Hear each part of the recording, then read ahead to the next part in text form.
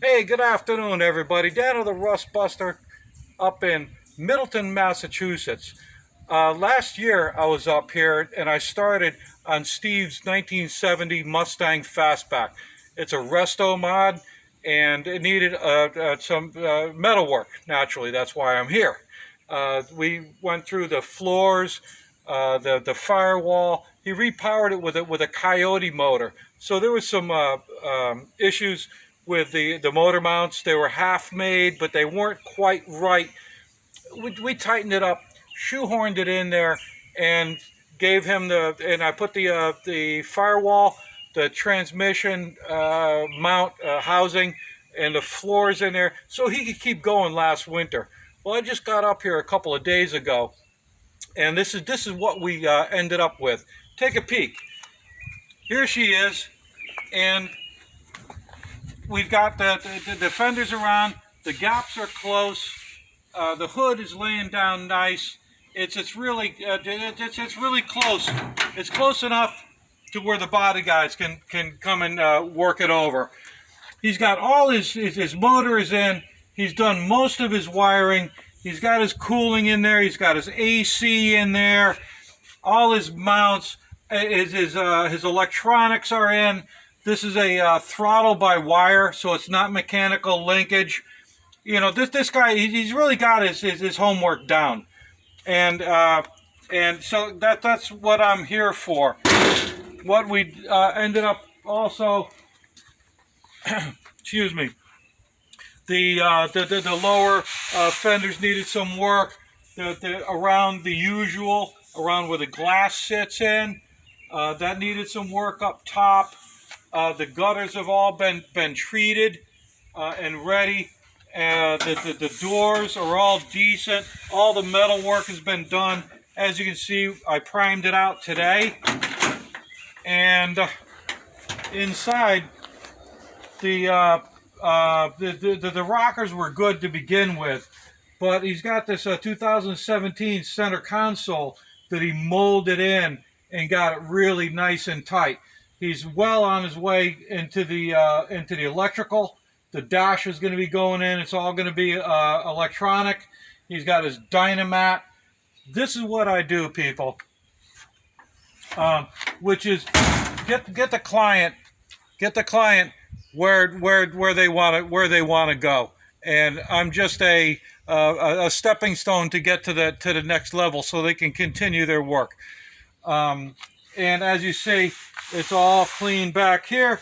The lower quarters, where we got those in, and the trunk is all tight. He's got everything he needs now to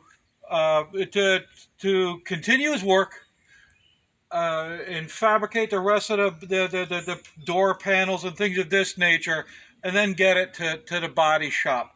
I'm not a body guy, but I do have a lot of background in that. And there are certain features that I do like, especially down here, as you've seen in my last, some of my earlier episodes. This seam is extremely important to me.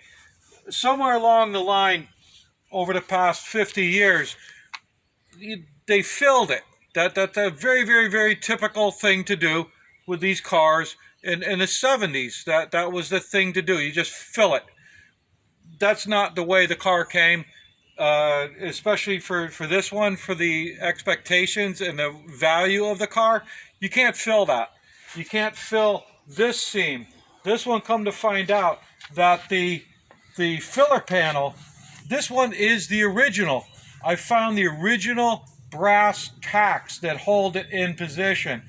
When it goes to the body shop, I'm going to talk to them myself before this car gets worked. Wherever we decide to get it worked, I'm going to talk to them and actually make a report.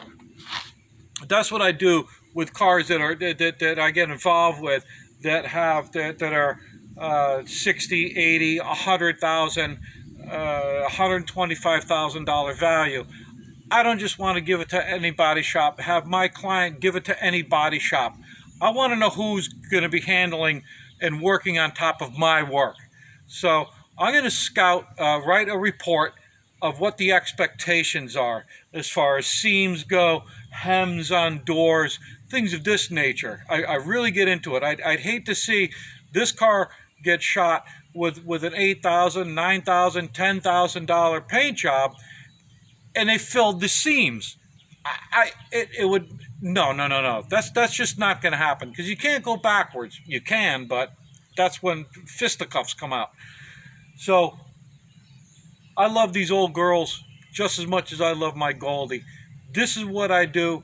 I take it very serious, and I'm going to be. I'm done for today. I'm done with this project, and I'm taking tomorrow off, which is Sunday. I think the 9th or 10th or something.